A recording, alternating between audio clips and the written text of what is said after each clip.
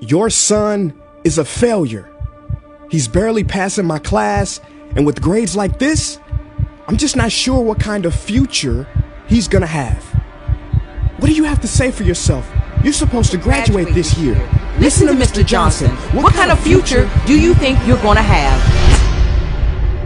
With all due respect, don't call me a failure. Failure is an event, not a person, in fact. And you talk about the future, Mr. Johnson, but you're not preparing us for that. Excuse me? Just listen to what I'm saying. This should be good. Would you agree that in the future, most careers will become automated? Yeah, so? So the people who succeed will have to be curious, innovative, with resilience to adapt to new changes.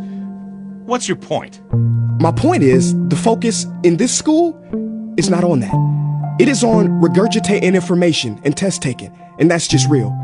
But in today's world, creativity is the most important leadership skill. Oh, that's how you feel.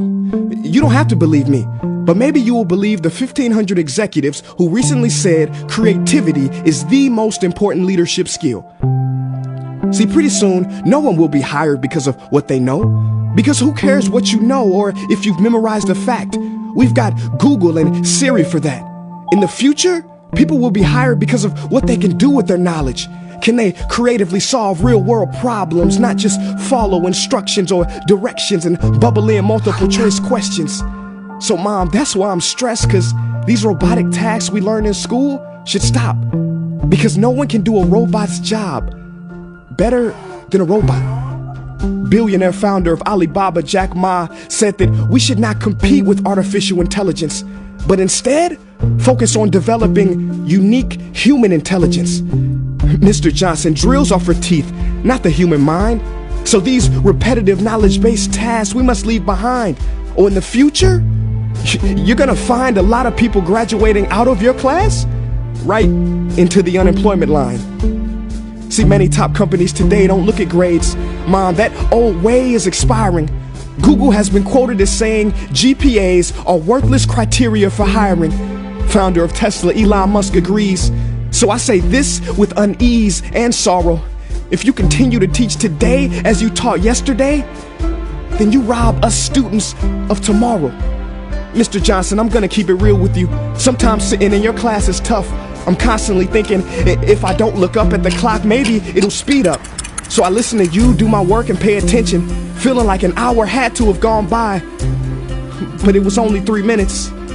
So if you wonder why we're bored in class, look, you want to get a kid to hate reading? Give them this, a school textbook.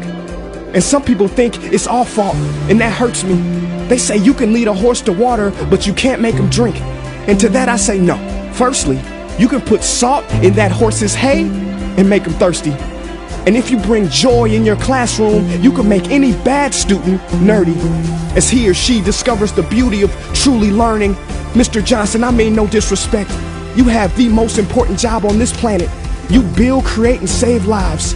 But if you really care about my future, like you say, then you have to fully commit and ask yourself honestly, how do I prepare a child for a future that doesn't yet exist? Here's a hint.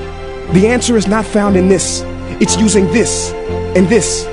See, in the future, we will need more passion and compassion. People with inspired hearts and wisdom to uplift this planet. And Mom, I love you, but can I be real? Go ahead. You want to know one of the biggest factors for childhood success? It's not IQ. It's family meals. And we haven't had one of those in a while.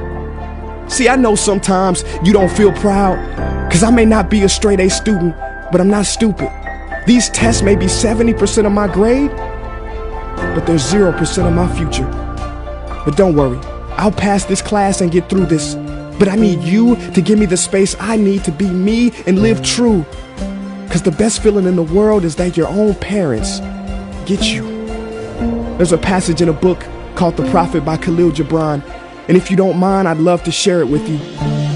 Go ahead. See, he says, your children are not your children. They are the sons and daughters of life longing for itself. They come through you, but not from you. And though they are with you, they do not belong to you. You may give them your love, but not your thoughts, for they have their own thoughts.